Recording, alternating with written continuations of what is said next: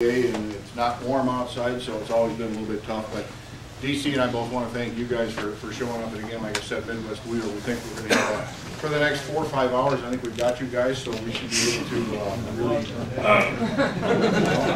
long. Really? Well, at any rate, before we get going, and of course you've got information here. We're going to go over that, and we're going to talk about clutches and all kinds of neat stuff. And first and foremost, if you have questions, by all means, raise your hand, ask a question, because if you have a question, probably somebody else in this room does also. So we want you to be very comfortable with that. But I want to start out, every time I start out a clinic, I always start off with why women live longer than men. And I don't know if you got any ideas why? This is really a safety message. This is a safety. I like to start off with safety, because the work we do in the shop, you have a tendency to get hurt. We don't want you to get hurt, but I want to show you some of the things that's real, and probably some of the things you guys have probably participated in. So, without further ado, why women live longer than men? And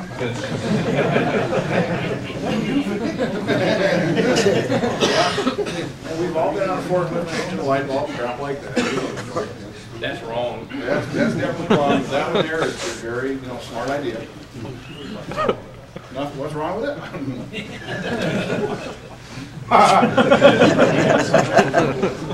1,001 uses for a bucket loader. There you go. Now, this guy was wearing this next guy was wearing hearing protection when he was in this particular job.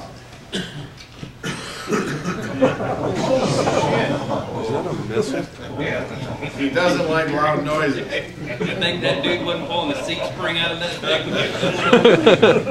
Now, how many of you are supervisors here? Okay, we got 1, 2. Anybody want to be a supervisor? Anybody really want to aspire to supervisor? See if you can pick out the supervisor in this next picture.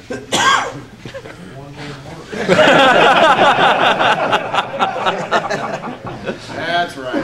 Part of his anatomy fell off.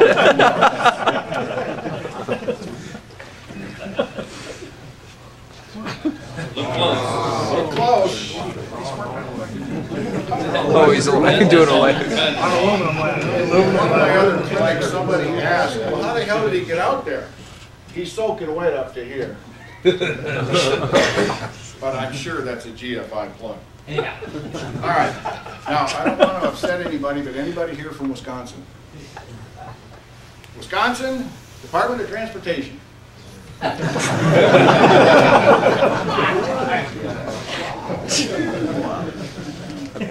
And I guess where this is all going is the fact that we preach and teach and talk and walk safety in the shops. We use, jack stands and clutch caddies and transmission jacks and wheel chocks and hearing protection and gloves and stuff like that. But boy, I tell you what, it seems like we get home on a weekend and a case of beer and that. Yeah, I can't tell, but I'm pretty sure he does have a welding mask on. He's full shield. He's full shield. He's got his chalk block, he's got a cement block in there, he's got his jack stands, which, 2-point jack stands, whatever, and he's got a welder under there, so he's in good shape. So basically, what we're trying to talk about here, guys, is, if you think you possibly get hurt, yeah, you probably have. And some of us have been hurt. I was a mechanic for 20 years in the shop, so having been there, done that, seen a lot of that stuff. But just be careful when you're out there, especially now when we have, anybody know what they put in air tanks in the winter time? Alcohol? Let me give you a true story about this. A lot of your drivers will put alcohol in the air tanks, obviously, because they don't want the tanks to freeze. Well, this kid went out when I was a little younger and had guy frozen. The valve was frozen, obviously. What are they making the airlines out of today? Plastic, right. And we all have a propane torch to go out and warm stuff up. So I go out thinking, well, we got a frozen valve, put Big Red on the valve, 110 pounds, or 110, 120 pounds of air in the tank, probably half full of alcohol. Chopped the line off, I had a blue flame coming out like that. Buried my face in the snow, but it got me in the shoulder. So you've got to be real careful with what's going on today. Again, alcohol in the wintertime, you have no idea where it's at or what it's going to do. So just be aware that little things happen. Haldex doesn't sell airline antifreeze anymore. We don't believe in it, but at any rate, so just be safe out there. With that, we're going to talk about clutches. That's what you came to hear tonight. So we're going to turn it over to DC, and he's going to fill your brains. Yep. And we're experimenting on a new piece of technology.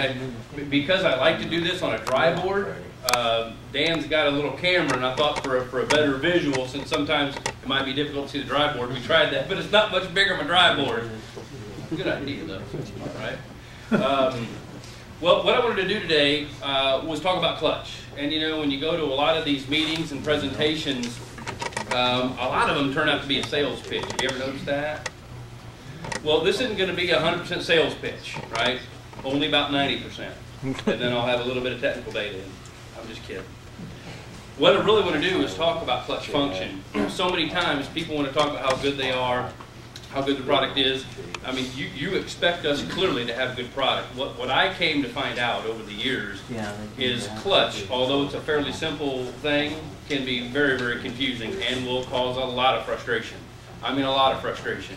And a lot of it's because A, it's expensive, right? It's not a cheap piece. It's not like a relay valve, right? Second of all, putting it in is how many hours, right? 8, 10, 12, 24 if it's a Volvo, right? Just depends. That's personal experience. But anyway, so what happened to me is over the years, I had the opportunity when I first went to work for Midland in '93 to work what they call the phone desk, it was just a phone. It's like being a counterman, except I worked for Midland. And what happened is people would call up and they'd have a clutch question. And since I was the new guy, they sent me all those clutch questions. Man, I was like 24, 25 years old. I didn't know. I just came off the parts counter. I was good to know a part number, right? I thought that was excelling. But then they were asking me why these things wouldn't work. Well, I got to be honest with you. At the time, I had a humongous advantage. Working for Midland in '93, we owned a clutch company called Lipe, L-I-P-E. Many of you have replaced some of those clutches. We don't even own that company anymore. That design clutch just kind of faded away and gone. But at the time, we had engineers in Kansas City at the building that I worked at. And what I did, which was different than some people, is when a customer would call with a problem and said it doesn't work, instead of me transferring the call to somebody else, right? I went and asked the engineer to try to help understand what was going on. And normally, after I talked to the engineer for about 3 hours, I would understand about a third of what he was saying. But over the years, I started picking up on this stuff. Because what's very interesting is, especially with pull-type clutches, they've got a standard envelope to work in. They have to work like X. It doesn't matter whether it's a stamped steel or a cast iron. They have to work identically. So, I mean, I knew there was a method, there was a pattern to this, but I'll be honest with you, you look in service manuals, right? We passed you our service manual. I keep Eaton's service manual with me at all times, right? Doesn't say anything different than ours. What these service manuals will tell you is the what. It'll tell you the half-inch clearance between the clutch brake and the throw-up bearing, right? It'll tell you the approximately 1/8-inch gap between your fork and your throw-up bearing. Won't tell you the why, right? It won't tell you why it won't release. It just tells you what it's supposed to do, right? These weren't answering my questions. So what was happening to me is customers would call up with problems, and they're like, well, what do I do now? Because you know, the worst part about a clutch is when you have a problem, right? If you can't figure it out, what's your only option? Man, that's horrible, right? That's the last thing you want to do, especially if it's got a wet kit, right? Air tanks, all these cross members, you've already got the drive line in. Man, it's the worst thing in the world. So what happened is over the time, I had the opportunity to ask a bajillion questions of these engineers, and over those years, I absorbed a little bit of it. From that, I've created what I got here that I call my Clutch 101, and I do talk about basics, but I try to explain everything I can about why Dana, right, Dana, Spicer, Eaton today, why they built that clutch the way they did, why it works the way it does. Because the fact of it is, if you don't know how it works, I don't care if it's a starter or a relay valve or an air dryer or a clutch, if you don't know exactly how it works and why, you can't troubleshoot it, right? Yeah. And that's what I really come to find out. So what I had to do was I had to dive into the Eaton service manual, and when it said that you needed a 1/2-inch gap, right, I said, why? Why do you need a 1/2-inch gap? Well, eventually I kind of figured out the why. So what I want to do is share that with you. And today we're doing it with a drive board. Eventually I'm going to have this on a fancy PowerPoint someday when I grow up. But until then, we got a drive board, and now we got a high-performance camera, and I swear to God, I'm going to kick that thing over. I'm going to get knotted up in the wire. Someone's going to have to untangle it. Just watch out. So what we have here is the starting of our drawing. And this is very basic, but if you look at this, you can see it's just a cross-sectional view of what you deal with every day with a standard heavy-duty clutch, a pull-type clutch. Split bell housing, right? Flywheel housing, whatever term you want. Most generally, sometimes it has the rear seal in it, sometimes it doesn't, right? It just depends, but it's a flywheel housing. We've got the flywheel, right? Bolted to the crankshaft, not a big deal, right? The flywheel. We've got the cover assembly bolted to the flywheel, which has our flywheel side disc, our intermediate plate, our pressure plate side disc, our pressure plate, our adjustment ring, our levers, our collar assembly, and throw-out bearing. Standard assembly, right? Now what's interesting is really looking at cross-sectional view, and I want to dig into this adjustment ring thing, this lever, because this is really going to start explaining why this clutch adjusts the way it does. But there's a neat cross-sectional view of that. Okay, and then what we did was we bolted up our bell housing, right? And then we have this, right? What is this? RTLO, 16913 LL, maybe? Okay, transmission. But there it is, it's just bolted up. Got my front bearing retainer. And this is where I start kind of putting together why this thing works the way it does. And you got to start with the very beginning. Why in the world is this a pull type to begin with, right? We got push type clutches. We've had push type clutches. We even have push type clutches in kind of medium duty trucks, right? From the old GMCs, even 2-plate push 14-inch clutches. So why in the world would we ever go to a pull? I could have made a 15-inch push type, right? If I needed a bigger clutch, why a pull? Well, the whole theory around this pull type clutch is the transmission, the size of the transmission. As you look at the different part numbers of transmissions, whether it's a 12.5, a 14, a 16, or an 18, what's the difference in that transmission?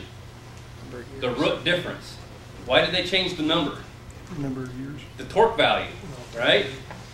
So what happened here is these transmissions actually had to really handle more torque, and that's really where the whole evolution of our discs come into place. Why we went from an 8-spring to a 10-spring to a 7-spring to now the big BCTs, the big high torque things. It's all the torque evolution. Well, when these transmissions got so big for the weights that we expected our trucks to pull, the transmission changed. These things are basic, right? You got an input shaft, right? And basically the input shaft is just being driven by the discs, which is being driven by the flywheel. That's all the clutch does, right? It transmits the flywheel, the engine rotation through the input shaft into what we have is the main drive gear, right? So the input shaft is spinning the main drive gear. That's that first gear right behind the input shaft. What's interesting is the main shaft is just piloted in that gear, right? It's not spinning the main shaft.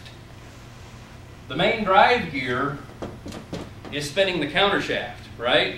And then you're actually getting your output based on what gear you actually engage from the main shaft into the counter shaft. Basic transmission, right? The difference is this new transmission is non-synchronized, right? I say new transmission, it's not new, right? But unlike the push type clutches, like on your pickup truck, those things are synchronized. You can go from first to reverse without stopping, right? If you think about your pickup truck, you can be rolling down the driveway in reverse, right? Still going, you can put it in first, right? Don't have to stop. Well, this thing is not synchronized, right? You can't do that, although people try, right? We know that. We've seen the results of that. Okay, so what had to happen is somebody, Dana, right, Spicer, had to devise a product that would be a multi-purpose device. This clutch not only releases and applies the pressure from the discs and drives the input shaft, right? But they had to use it to actually help us stop the counter shaft so we can get it from first to reverse, right? That's what the whole process of this pull-type clutch is, because we're going to use that rotation of the input shaft to help us. That's what the clutch brake does, right? Very simple device. It's a tanged device driven by the input